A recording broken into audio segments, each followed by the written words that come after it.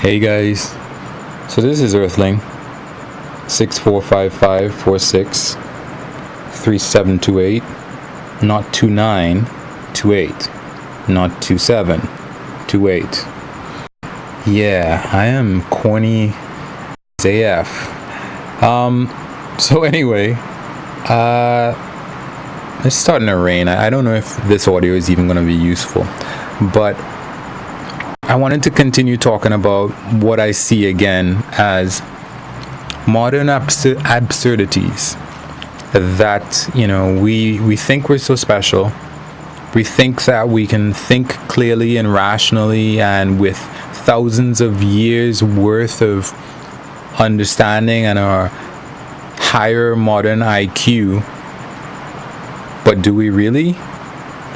On an everyday basis, we encounter and support and continue so many different ideas and concepts that more than likely, well, not more than likely, they're clearly absurd. All right, let me check and see if this rain has ruined what I'm doing here. So, two things. One, it is continuing to rain, and I do think that the audio is manageable. I think, it's not horrible. This is real life, Sometimes it rains, and I don't have one of those sound booths, so that's life. So anyway, with respect to the thing I wanted to talk about today is immigration. I already talked about clothing. Why do we wear so many clothes all the time? I talked about the law. Why is it so complicated that we need a specialist to tell us if we've broken the law or not? A lot of times we might not even understand medicine. It's like everybody has to have a BMW level of medical care. Otherwise, there's nothing. You have to have a doctor that's studied for 7 years or you can't get treated. Yes, I know nurses study for less, but then they bar them from doing X, Y, and Z, even in the poorest countries, which is just ridiculous. Childhood. It's not the best idea, the modern idea of childhood. I think we don't prepare kids properly. School. Once people were able to record audio, schools should have changed drastically. But nothing has. And something I wanted to talk about today is immigration. I have an idea to myself that limiting who can come into a country is ridiculous. On a small scale, I have looked up stuff like are gated communities any safer? And they tend not to be. The research that I've seen says that they're not any different. And the reason should be clear. When you put up a gate, you've prevented people from coming in.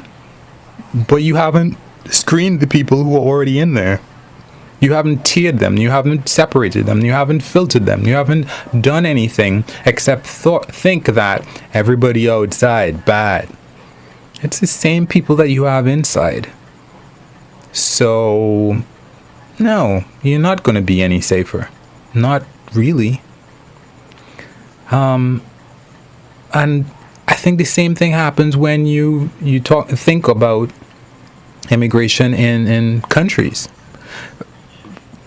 I think the most clear indicator of how stupid immigration is, immigration control is that places that have lots of people and they're poor, it would be better if their people can go somewhere else where there's a lot of work. And they can work and they can send money back home and help the places where they came from get more money. Places that are rich seem to have population declines. Japan, its population is going to shrink drastically. Same thing with Korea. Same thing with China. Same thing is happening all over Europe. But all of these countries, they want to keep out the bad poor people who could be helping them take care of their rapidly aging societies. it's ridiculous. It's like, no, I want to stop the solution to our problems. That's what immigration controls are. It's like, if it's like supply and demand. Supposedly, if you have a free market, isn't that how capitalism works? The free market's supposed to solve everything, but then you don't have a free market. There are people who want to work. There are lots of jobs available, but you don't want those people in. Why? Because the people on this side of the gate, we're special. Are they? Are they really special? They're not special. You see them as your countrymen, right? But if one of them migrates to another country and has kids over in that country, do you really see him and his kids, and after a generation or two, do you really see them as your countrymen still? And plus that, you're randomly born here. There isn't a plan. It's just a bunch of people get in, they have kids, and you look across from you and you say, oh, all of us inside of here, we're together. We're the same. No, you aren't. You probably have a lot more in common with people who are in another country than you do with the people next to you. And yet, we have these ridiculous limitations on where people can go and how they can live. And it defies all common sense. To me, it defies common sense. Nobody's ever checked to see, hey, where should we have this border? A lot of borders are based on geography. So, just because there's a mountain here or a river here, that's where your allegiances lie, because there's a river or a mountain in a particular position. That's who you see as friend and foe. That is absolutely ridiculous to me. One of the things that I also find to be ridiculous, aside from immigration, is politics. And specifically in this instance, politicians. I think that we are really kind of absurd when we think of politicians and corruption. And I've told a lot of my friends this. Basically, you have a normal human being. And as a normal human being, you have responsibilities or allegiances to your friends and to your family. Now, let's say you become a politician, or you become an elected official, or you even just become a regular official in the government. You are supposed to cut. At least that's how we think that politicians, other human beings who are in positions of power, that's how they're supposed to act, right? They're supposed to cut their allegiances to their friends and family and act like a robot. I am a robot. This does not compute. You are equal to this other person I don't know. Really? How does that make any sense? And so it doesn't. So people help their friends and their family. Duh. Of course people should help their friends and family. So if we know that that's how life really works, maybe we should just stop complaining about it and set up the system to work in a different way. Maybe, I don't know, maybe people should be able to get things from the government so they can say, oh, look, it's not only my friends and my family that help me. Maybe it's the government. Look, I've gone to, in some other people's cases, it might be like, okay, I can identify all the ways that the government helps me. If I'm sick, the government does this. If I have a problem, the police come. Well, I guess there are certain things, but the police, not really. And that's a whole other thing. I just saw a recent episode of Adam Ruins Everything, and it's almost like this is a new thing that I should devote my life to, where he was showing that the police and the judicial system is punitive, isn't it? It's really about, hey, you did something wrong. Let's get you and punish you.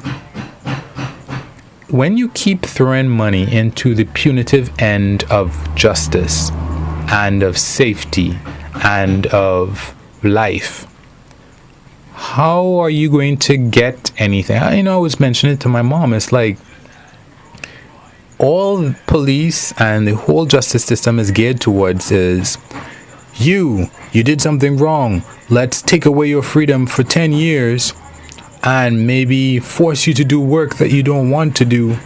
And it doesn't help you when you come out and you're stigmatized. And there's a whole bunch of jobs that you can't get into afterwards. I mean, but anyway, I think politics just doesn't make any sense. And unfortunately, as I've said in other videos, I think that the reason that things change, I've thought about this to myself a lot. And every time you see a traffic light, I think what you might be seeing is a sort of gravestone. The idea that here at this point, we've had so many problems, we better put a traffic light. And I think that's the way that not even humanity, but nature works. Everything that we see is probably where something could have been improved on. We have a joint here. Well, maybe we need joints in our position. Maybe they work really well to help people balance, or to help them pick fruit, or to help an animal smell better. Every feature on us is a gravestone to creatures before that have died that didn't have that feature. So I think that unfortunately, and this is where I see humanity going eventually. Just like you had single-celled organisms for a really long time, and then suddenly there were multi-celled organisms, and then suddenly there were other advances. I think that as a human civilization, we as individual cells of civilization, we are still very multicellular. And I'm not multicellular, sorry. We have created a multicellular system, but we are very single-celled. We're out for ourselves. And our brains function in that manner too. And if you look at a human being or any other animal, every time you look at fingers, for example, fingers are, when you look at the spaces between your fingers, you are looking at a place where a whole bunch of cells committed suicide in order for those bits of tissue and bone to separate. Would we ever decide to commit suicide in order for the greater good of society? No. We would probably prefer that everybody else dies so that we could survive for another 100 years if we could, alone. And in order for this multicellular organism to exist, we need less individualism for us to thrive, for us to continue.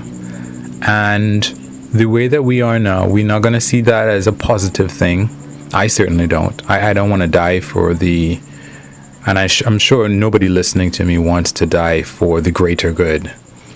But we have to. Otherwise, we're going to have booms and busts. Every time we're looking out for ourselves and we're looking to make money and sell cigarettes or make people drink as much soft drinks as possible or make them drink as much wine as possible, alcohol, or whatever it is, so that we live better, we are destroying the greater organism for our own gain.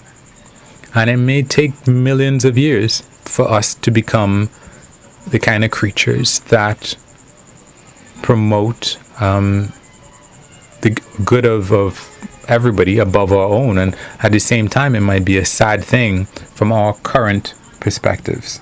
And I think that's where part of the reason where all this absurdity that I see comes from. Anyway, that's a lot of talk from me, and as always, if you like what I'm saying, click like. If you have a comment, I forget to say that, please comment. I'm gonna read some of them because I don't want to be insulted and have my feelings hurt like other YouTubers have complained about. I know how that goes. If you don't like it, you can hit down, thumbs down, and of course, if you like it really well and you want to subscribe, click subscribe. Thanks, and share it to somebody as well if you think that it might be interesting for them, like it has been for you, if it has been for you. All right, peace.